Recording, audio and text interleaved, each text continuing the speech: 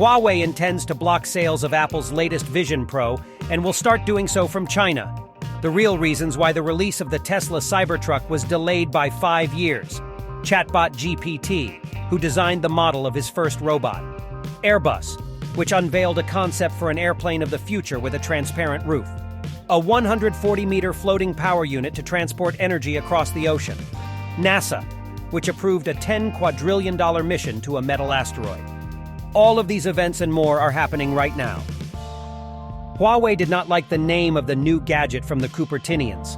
One of Apple's most anticipated new products is the VisionPro headset, which will appear in the United States early next year, and then in other countries around the world.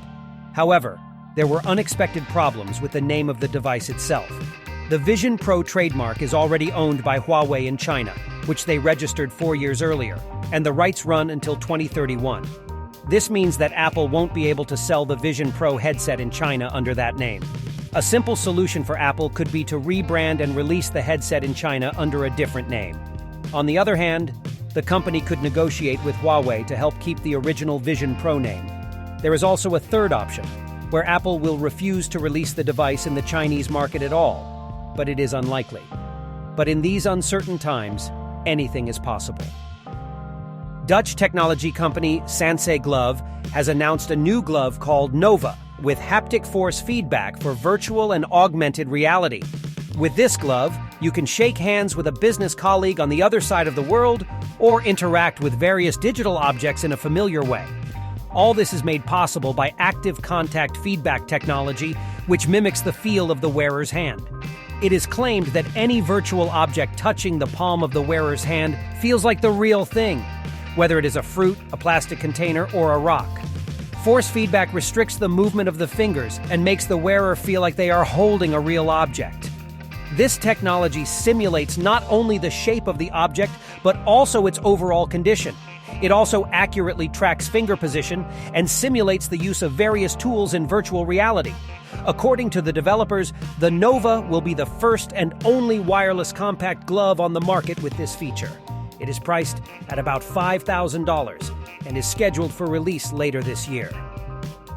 As the world shifts to clean energy, a disparity arises between regions with plenty of renewable energy and those that, for geographical or economic reasons, cannot access it. Japanese startup PowerX offers a solution, delivering energy from offshore generation plants to consumers via ships. In cases where installing wired power transmission infrastructure is not profitable or feasible, a fast-growing battery company like PowerX unveiled a detailed design of its first ship at the International Maritime Expo. The battery ship is 140 meters long, 18.6 meters wide, and has a draft of no more than 6 meters. It can travel up to 300 kilometers on electricity to transport clean offshore wind energy to consumers on shore.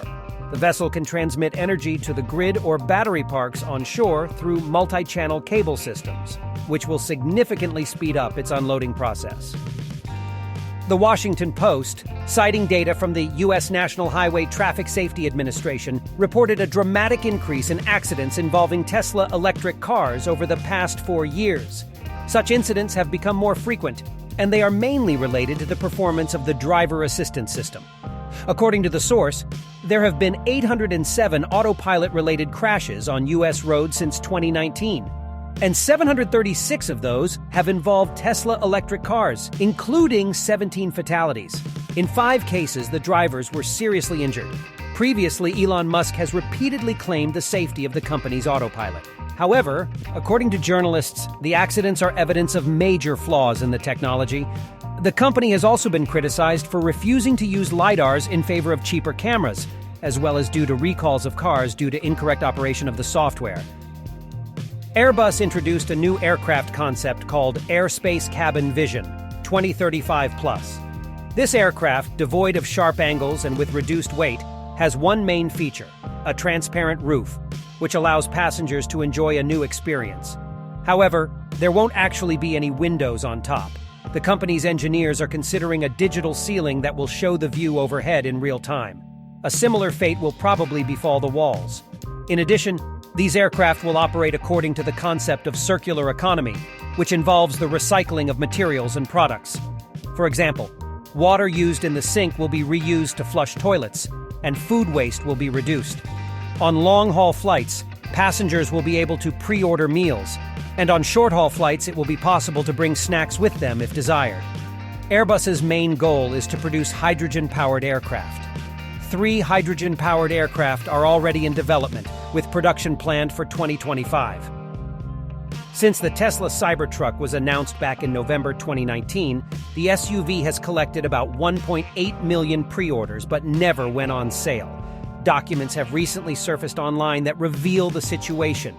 The German publication, Handelsblatt, citing an anonymous source, published a technical report on the testing of the electric car dated January 25, 2022. According to the document, the pre-production version of the Cybertruck had serious problems with the suspension, body sealing, noise level, handling, and braking. The report states that testers identified 21 sources of body noise related to the vehicle's unusual shape. Other shortcomings included the need to correct the steering wheel and problems with the body's glue when the brake pedal moves. The sample tested also showed too much travel when braking, causing the body to pitch forward significantly. As for suspension issues, engineers noted too much camber and the need for changes to the chassis design. In the company's defense, it is worth noting that Tesla has enormous financial resources that allow it to solve the above problems. Earlier, Elon Musk also noted that the Cybertruck has become complicated technically, and in its case, traditional production methods cannot be applied. Researchers from the University of Delft and the Swiss Technical University EPFL invited a GPT-based chatbot to participate in the development of a robot. He created a machine to automatically pick tomatoes. For now, we can breathe a sigh of relief. The era of Terminators is over. Although who knows what will happen if we slightly modify his directives, replacing the term tomato with something else. Using access to a large language model and global data from academic publications, technical manuals, books, and the media, at the request of engineers, the chatbot suggested materials to use and computer code to drive the new robot. It also provided answers to questions about where to begin development. At this point, however, the chatbot's capabilities are limited, and it cannot generate robot models, evaluate code, or carry out the project on its own.